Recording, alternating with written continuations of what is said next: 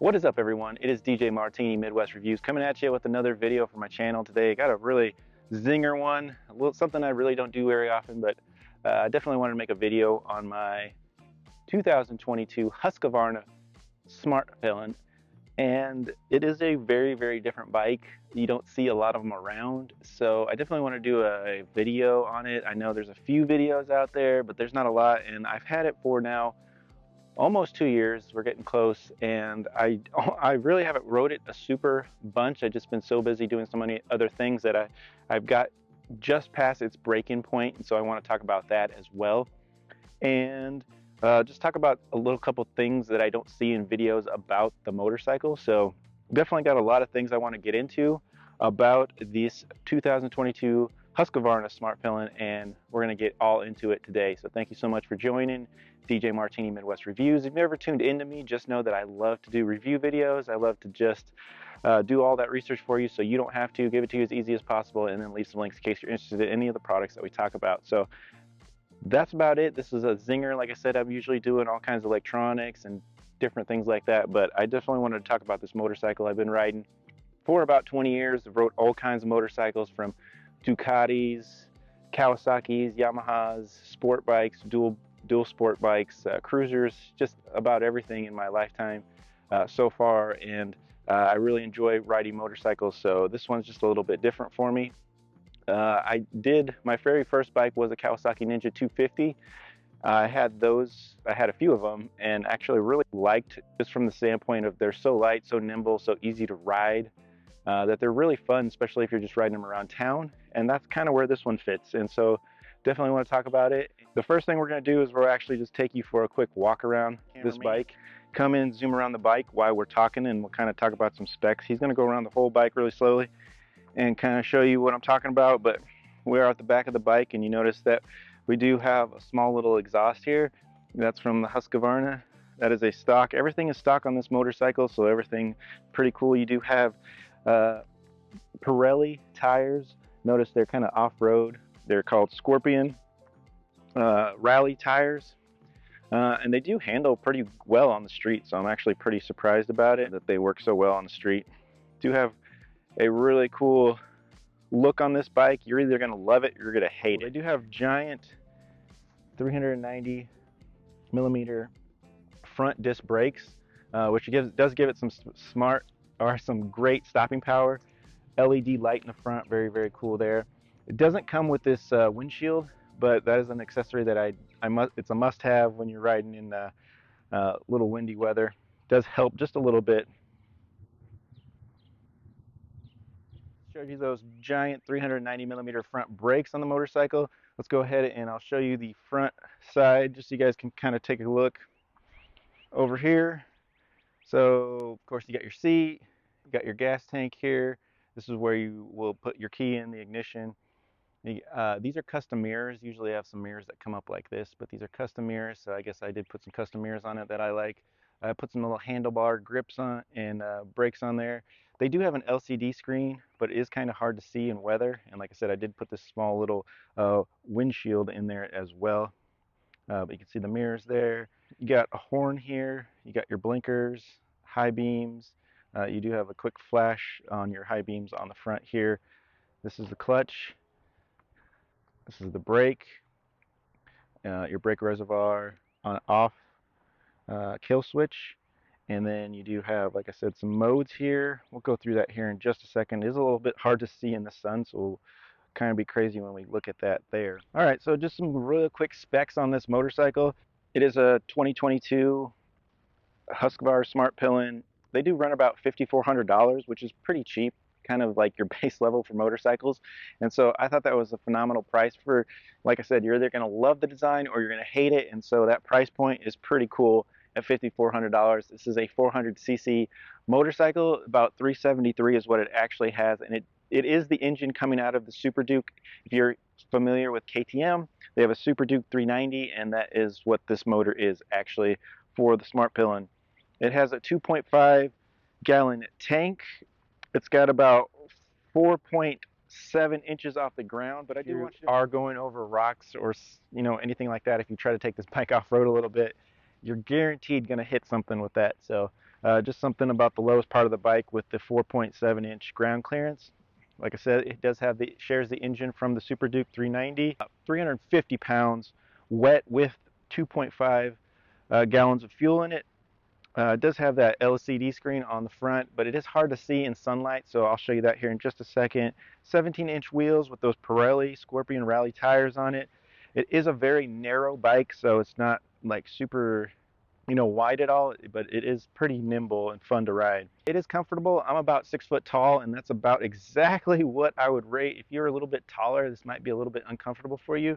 It's right at my limits for being comfortable, and I'll sit on it here in just a second, but just about 6 foot tall, I would say, and under would be the best for this bike. They're saying speeds up to 100 miles an hour, but I don't know about that. I've never tried to get it that fast. I've got it to about 80, but like I said, I just broke it in, and so I haven't really got to really test super speeds with it, but they are saying about 90 miles an hour for top speed. It does have a slipper clutch, which can help with heavy, when you're putting a lot of load on that engine and you're riding, you can shift without using the clutch in certain situations. So it does have that rapid shift. 6-speed.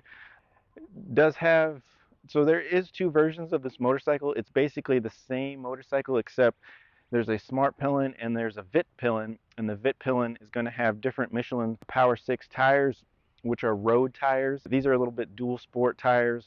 A lot of people argue what this bike is. Is it a naked bike? Is it a dual sport bike? Is it a Euro urban enduro bike? I would say it's more of kind of enduro, dual sport, those type of things. You can ride this off-road, dirt roads, flat trails. It will do okay, but I would not take it into kind of rocky type stuff, because I'm not really happy with the ground clearance, like I said. So you're gonna hit some stuff on the bottom there, and so dirt roads, flat trails, things like that, you can get away with doing that with the tires, and they're pretty grippy and they do work pretty well, but you're not going to get away with doing anything crazy trail wise with this. These shocks are pretty comfy. It's a little bit bumpy, but actually pretty smooth for what it is and what size it is. One other thing I want to get into is the gas mileage. A lot of people say you could get 70 to 100 miles per gallon on this bike, but I've never been able to do that. I'm happy right around 50 to 60 miles per gallon. It has a 2.5 gallon tank, so, and like I said, I'm averaging about 50 to 60 miles per gallon when I'm riding this bike, and I ride it pretty tough, even though, like I said, I just got it broke in now. So I keep saying that with the break-in period, it has a digital break-in period where you can only ride this bike up to 7,500 RPMs, and it will literally cut you off. It won't let you go higher than that in each gear. And so it will also cut you off at about 70 miles per hour. It won't let you go faster than that without being red lighting on it. And so that's all digital, and it will reset itself around 620 miles, between 620 and 650, and then it won't like shut off, but the dash will flash, turn off, reset, and then it'll be open with the full power, which is you probably get about 9,000 RPM on it then, and you can get up to about that 90 miles per hour. So it will digitally kind of break itself in. Also, after that break-in period, they're telling you to go get your first oil change. Once again, is around 600 to 650 miles. So it's kind of different. I've never had a bike that actually cuts itself off electronically like that. And so even at those speeds of only probably being able to go 70 miles per hour, the bike was still pretty fun. It's really great in town, so I really love that about the bike. It's really light, nimble, and those types of things.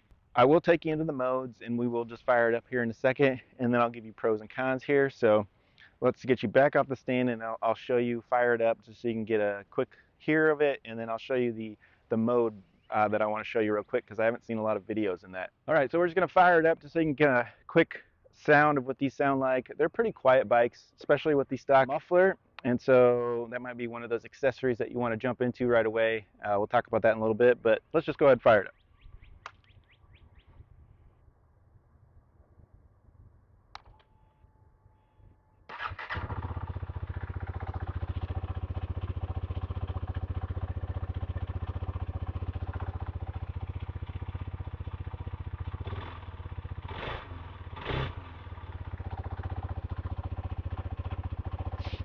All right, so I'm gonna have you come over here and I'm gonna show you a quick mode in case you guys, a lot of people say that this doesn't have road, any kind of riding modes, but it does have a road mode and a supermoto mode, which actually turns off your ABS in the rear tire. And so I wanted to show you guys how to do that. So what you guys gotta do is you gotta come and we'll look at this right here. And it does have, we'll just kind of go through this, but it does have some modes. You got fuel range, trip,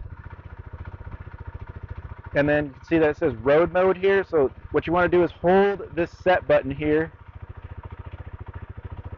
and then you release it, and then it's switched to supermoto mode, and that will actually turn your ABS off on this motorcycle.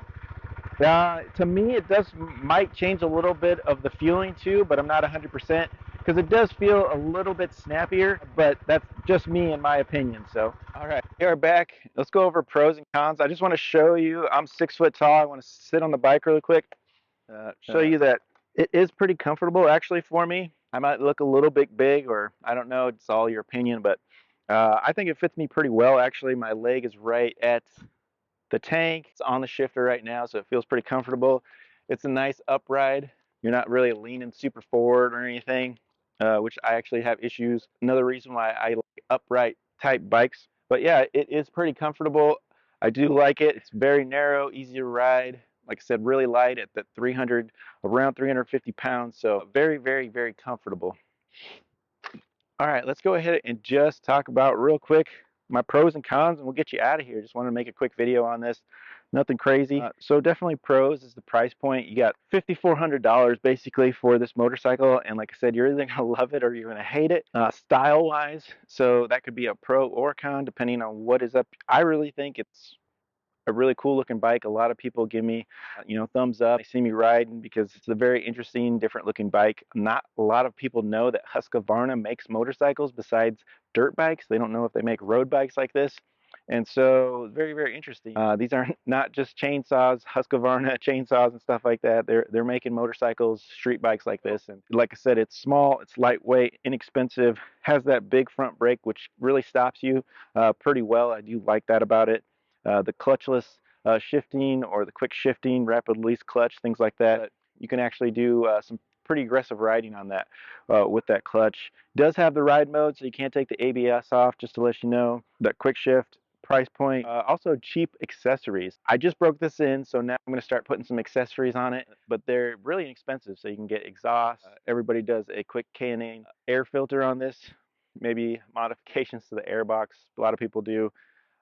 It does have some fuel type mods that you can do to it, but I'm probably not going to do anything like that. But some little quick things that you can do, and it's relatively inexpensive for exhaust and different things for this bike. So that's kind of cool as well. Top speed, not bad. And this is I've heard a lot of people say that this bike is not good for highway because it just doesn't have enough power. Well, I would disagree. I think it has enough power for highway, back roads riding, awesome. But if you're on the interstate, that's where it's going to differ. Highway and interstate, 55 to 75, that's a really big difference on this bike. And so on the highway at 55, plenty of power, fun to ride, awesome. But on the interstate, yes, you're not going to have the power you need. You're going to be at max power to be able to, keep up with traffic on the interstate. But on the highway, you should have no problem. It's really fun actually taking the back roads and just cruising on this bike. How does it feel for a long ride? It's okay for about 2 to 3 hours. After that, the seat is a little bit thin and your butt will be feeling it a little bit. I haven't seen a lot. If you guys know of any, they make custom seats with a little bit more padding, you guys let me know. That would be awesome. Let me know so I know about that. But 2 to 3 hours on this bike, pretty fun. Anything more than that, you might have a little sore bum after that. Let's go a little bit of my cons. You saw the display on there. It's a little bit, lacks a little contrast in different lighting levels. I actually have a screen protector on there too, so it just depends. It's a little bit older LCD screen, but still works pretty good, but you might have some issues in different kinds of sunlight. The styling, like I said, he's going to be positive or negative. It does have that, if you've ever rode Ducatis, it has that Ducati neutral touch where it's kind of hard to find neutral sometimes. Seat comfort, like I said, there's no storage on this bike is another thing. Underneath the seat here is the battery, and there is a key on the other side. There's a key lock. I might show you that real quick before we leave. Quick key seat release, and then under that there is a battery, and there's all your fuses and stuff on the back side of this bike, but there is nowhere to put anything. There's no little cubby hole or anything to put even your registration, or no storage on this bike. Now it does have the little mount here that you can purchase a tank bag or something like that and put it on there. But other than that, there's no storage on this bike whatsoever. So you will probably have to have a backpack or something, or buy a tank bag to put on there, which I'm not a really big fan of tank bags. Sometimes I'll put a little bag back here, but that's up to you for styling wise. So no storage. And then the tank, 2.5 gallon tank, like I said, you can get out of that almost 100 miles depending on how you're riding. So you're kind of limited on range, but it's not too bad, like I said. And then finally, I think a con is the off-road capability. They say it's a dual kind of naked enduro type motorcycle, but you're not going to be doing any kind of bumpy, hilly type trails because there's just not enough ground clearance on the way bottom there. It sticks out a little too much. And so dirt roads, flat trails, flat dirt trails, things like that, anything that's pretty level, maybe a little bit bumpy, you're okay with that 4.5 inch ground clearance, 4.7. But anything really choppy, and you're going to have some issues with the lower part of this motorcycle. Other than that, after 2 years, like I said, I'm still enjoying this bike, even more now that it's over its break-in period, where I can actually get it up to almost 90, and it has full range in the RPMs. It's pretty fun to ride. It is torquey. Doesn't have a lot of high end, but it is kind of torquey on the low end and fun to ride. The only other things is there's some new models out for 2024, and the big change is that I'll actually show you here in just a second, and then we'll wrap this video up. So I just want to show you a couple quick things before I let you go. So on the new motorcycles for 2024, everything is pretty much the same on the motorcycles except for this is a license plate holder, and that's all that it is. It holds your license plates. Nobody really liked this at all, so they actually put the license plate here now. I do plan on taking this off and modifying it. I'm also going to get different exhaust for this just to make it a little bit louder. It's kind of quiet. Another change on the side here, this is all gone. So they get rid of this whole piece that is going to make this bike even lighter, and probably add a little bit of power to this, just making it feel a little bit lighter. That was probably the big change that I noticed. Besides, like I said, these are aftermarket, and they also changed the LCD screen to make it a little bit better as well. Also, I wanted to show you, like I said, the way to get this, because it took me a minute to find. I could never find it, but there is a key part right here, and you just turn it, and you can take all this off here and be able to get to your airbox, your battery. Like I said, really no storage in here.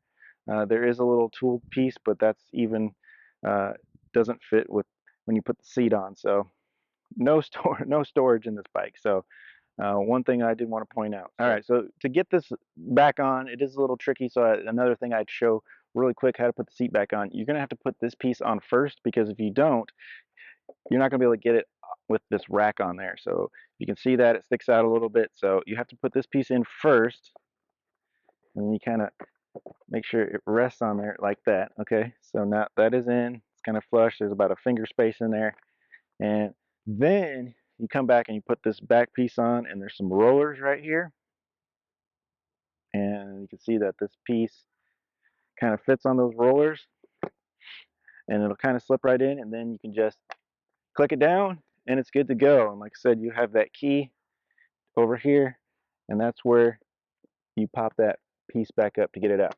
So other than that, hope it was just a quick informational video on the 2022 Husqvarna. Kind of wanted to bring you my thoughts. Like I said, I think it is overall final thoughts. It's a good bike. I really like it. It's really fun.